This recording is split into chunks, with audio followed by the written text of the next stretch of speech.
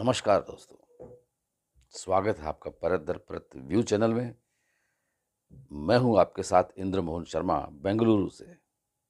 विश्लेषण कार्यक्रम में आज का मुद्दा है, क्या हरियाणा विधानसभा चुनाव में इस बार जाट लेंगे बीजेपी से बदला। हरियाणा विधानसभा चुनाव को लेकर अब पूरी तरह से सरगर्मियां तेज हो चुकी हैं। दरअसल जो लोकसभा के चुनाव 2024 के चुनाव हुए हैं और उनके जो चुनाव परिणाम आए हैं हरियाणा में, उन चुनाव परिणामों ने यह पूरी तरह से एक संदेश मिल चुका है बीजेपी हाईकमान को कि अगर बीजेपी में चुनाव में कोई परिवर्तन नहीं किया तो हो सकता है कि इस बार हरियाणा विधानसभा चुनाव में बीजेपी को सत्ता से हाथ धोना पड़ सकता है।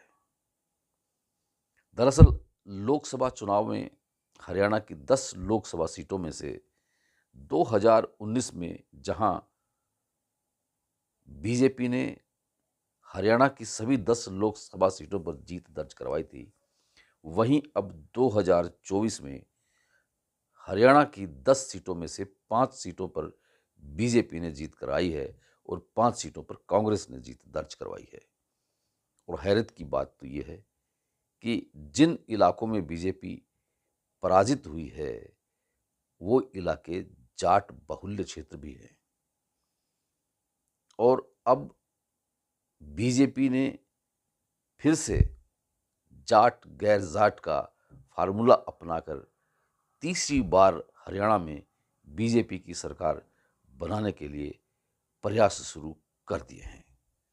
इसका ताज़ा उदाहरण ये है कि जो हाल ही में केंद्र में एनडीए सरकार बनी है, उस एनडीए सरकार में हरियाणा से जो 3 मंत्री बनाए गए हैं उनमें एक भी मंत्री जाट समुदाय से नहीं लिया गया है। पहले मंत्री मनोहर लाल खट्टर को बनाया गया है केंद्रीय मंत्रिमंडल में कैबिनेट स्तर के, जो कि पंजाबी समुदाय से हैं। दूसरे मंत्री बनाए गए हैं राव इंद्रजीत, जो कि यादव अहिर जात समुदाय से हैं। और तीसरे मंत्री बनाए गए हैं कृष्ण पाल गुर्जर, जो कि गुर्जर समुदाय से हैं। तो इस तरह से जाटों में एक अंदर ही अंदर चिंगारी सुलग रही है। दरअसल जो कि लोकसभा के चुनाव हुए हैं और उनमें हिसार लोकसभा सीट से जो बीजेपी के प्रत्याशी पराजित हुए हैं वो हैं रणजीत सिंह चौटाला, जो कि जाट समुदाय से ही है।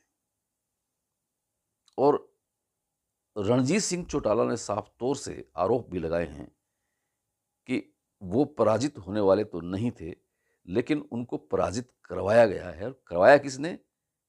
जाट लॉबी ने। अचरज की बात तो यह है कि रणजीत सिंह खुद जाट समुदाय से हैं और इस सीट पर उन्हीं के चौटाला परिवार के 3 सदस्य आमने सामने चुनाव मैदान में भी थे। उनमें इनलो की ओर से सुनैना चौटाला और जेजेपी की ओर से नैना चौटाला रणजीत सिंह के सामने चुनाव मैदान में थे। और इन तीनों के सामने कांग्रेस के प्रत्याशी जयप्रकाश थे, जिन्होंने अपनी जीत दर्ज करवा ली।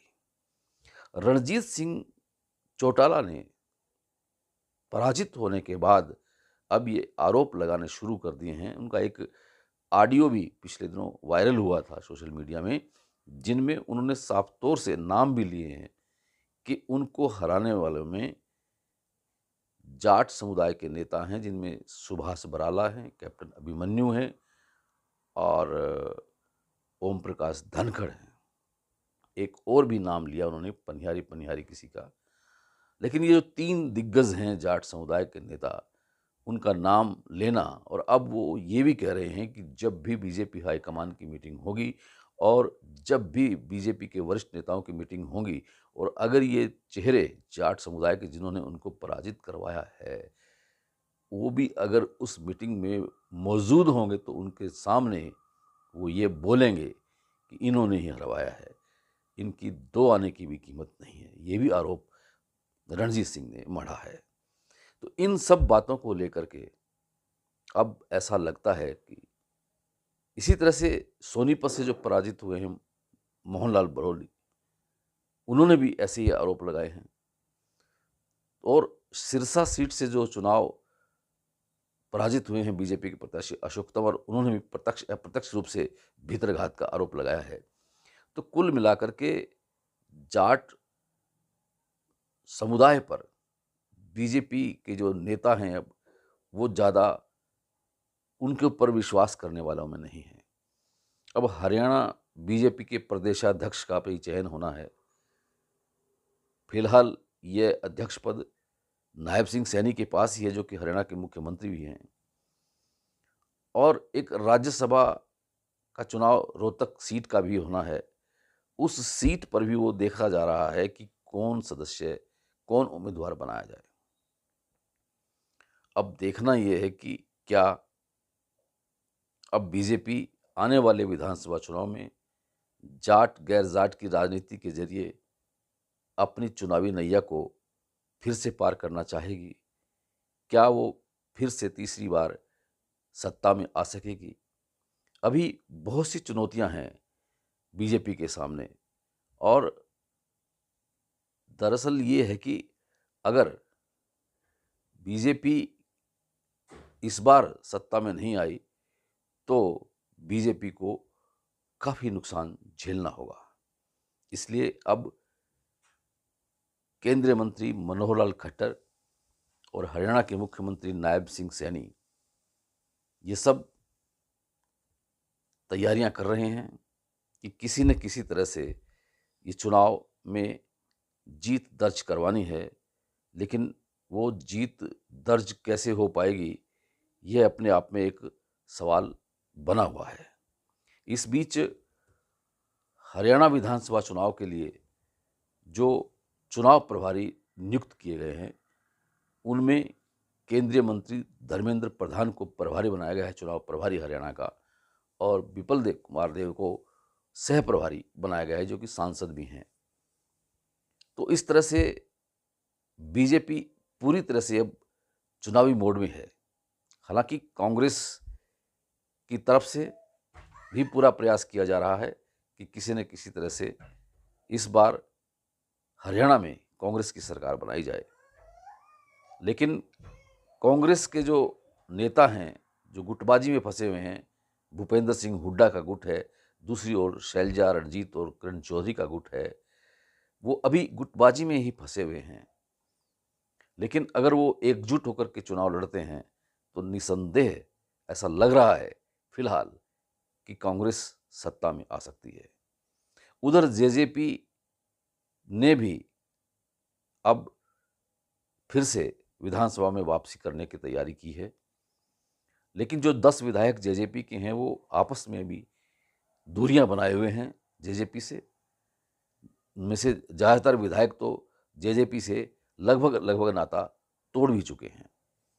इनेलो ने भी आज इनेलो के जो विधायक और नेता हैं अभय चौटाला, उन्होंने अम्बाला के इनेलो कार्यकर्ताओं की एक मीटिंग, जिला स्तरीय मीटिंग बुलाई और उन्होंने कहा कि विधानसभा चुनाव की तैयारियों में अब जुट जाएं। इसी तरह से हरियाणा में लोकसभा चुनाव के दौरान आम आदमी पार्टी और कांग्रेस ने जो गठबंधन करके चुनाव लड़ा था, वहाँ उस गठबंधन में कुरुक्षेत्र लोकसभा सीट जो है वो आम आदमी पार्टी के खाते में गई थी। लेकिन वहाँ से सुशील गुप्ता जो चुनाव लड़ रहे थे आम आदमी पार्टी की उम्मीदवार के रूप में, वो चुनाव हार गए। तो अब हरियाणा में आम आदमी पार्टी और कांग्रेस का गठबंधन भी टूट चुका है। ऐसी परिस्थितियों में अब देखना यह है कि हरियाणा का विधानसभा चुनाव अब आगे क्या नया रंग दिखाता है। विश्लेषण कार्यक्रम में आज इतना ही। कल फिर किसी नए मुद्दे के साथ आपसे रूबरू होंगे। तब तक के लिए इंद्रमोहन शर्मा को इजाज़त दीजिए। और अगर ये वीडियो आपको पसंद आया है तो इसे लाइक कीजिए, शेयर कीजिए अपने मित्रों को, अपने परिचितों को। और अगर ये चैनल परत दर परत अभी तक सब्सक्राइब नहीं किया है तो कर लीजिए। बेल आइकॉन के बटन को ऑल करके क्लिक कर लीजिए, ताकि जब भी हम कोई भी किसी भी करंट मुद्दे पर शो करें और उसको यूट्यूब पे अपलोड करें तो उसका नोटिफिकेशन आप तक मिल जाए और आप उसे भली भांति देख सकें, परख सकें। वैसे भी ये चैनल अब हरियाणा विधानसभा चुनाव के लिए बहुत आपके लिए फ़ायदेमंद साबित होगा। आपको नई नई जानकारियाँ मिलेंगी, तो कमेंट बॉक्स में भी कमेंट कीजिए। आपका बहुत बहुत धन्यवाद, बहुत बहुत शुक्रिया।